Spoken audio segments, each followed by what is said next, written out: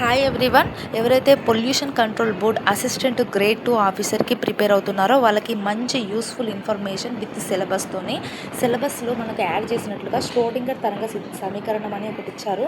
So ఈ Schrodinger తరంగ సమీకరణం అనేది మనకి ఇంటర్ లెవెల్లో ఉంటుంది. ష్రోడింగర్ తరంగ సమీకరణాన్ని ప్రతిపాదించిన వ్యక్తి ఎవరంటే ఎర్విన్ ష్రోడింగర్ ఈ సమీకరణాన్ని 1926లో రూపొందించారు. సో ఈ ఎర్విన్ గారు రూపొందించిన ఈ ష్రోడింగర్ సమీకరణం యొక్క ఫార్ములా ఎంత అంటే H sign is equals to E sign ఏం చేస్తుంది అంటే కణం అనేది ఎక్కడ ఉంది అనేది ఖచ్చితంగా చెప్పే అవకాశం అయితే ఇవ్వదు, కానీ దాన్ని ఎలా కనుగొనాలి అనే సంభావ్యతను తెలియజేస్తుంది. యాక్చువల్గానైతే న్యూటన్ భౌతిక శాస్త్రంలో ఎలక్ట్రాన్స్ ఎక్కడ ఉన్నాయో చెప్తుంది. అది ఫిజిక్స్కి సంబంధించిన ప్రైమరీ నీడ్. దాన్ని ఆధారంగా చేసుకొని ష్రోడింగర్ ఏం చేశాడంటే ఈ తరంగ సిద్ధాంతాన్ని ఆధారంగా చేసుకొని ఎలక్ట్రాన్స్ అనేవి ఎక్కడ ఎక్కువ మొత్తంలో ఉండే అవకాశం ఉంది, సంభావ్యతను కలిగి ఉన్నాయి, అటువంటి విషయాన్ని తెలియజేసేటువంటి సమీకరణం అన్నమాట. సో ఇది గుర్తుపెట్టుకోవాలి. సైన్స్ స్క్వేర్ అదే చెప్తుంది, ఒక ప్రాంతంలో కనుగొనే సంభావ్యతను తెలియజేస్తుంది. So must and should prepare అయ్యేటువంటి వాళ్ళు ష్రోడింగర్ సమీకరణాన్ని ఖచ్చితంగా ఫాలో కావాల్సిందే.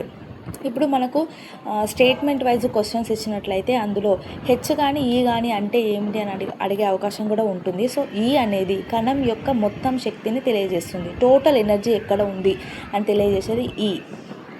సో ఎలక్ట్రాన్ యొక్క స్థానాన్ని ష్రోడింగర్ సమీకరణం ఒక సంభావ్యత రూపంలో తెలియజేస్తుంది.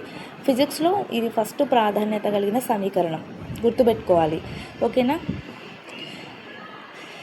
ఈ ష్రోడింగర్ సంభావ్యతను చూసుకున్నట్లయితే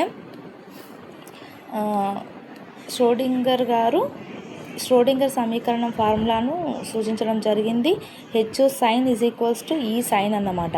సో కణం యొక్క మొత్తం శక్తిని సూచించేది హెచ్ ఏంటిదంటే హామిల్టోనియన్ ఆపరేటర్గా సూచించడం జరుగుతుంది.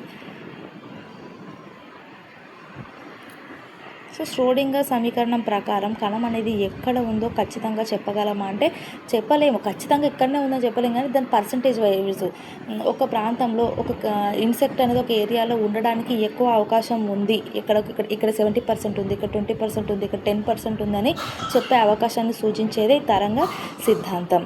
దీన్ని మస్ట్ అండ్ షుడ్గా మనం ఫాలో కావాలి అంటే ప్రైమరీకి ఉన్నటువంటి స్టేట్మెంట్స్ని చదువుకుంటే సరిపోతుంది.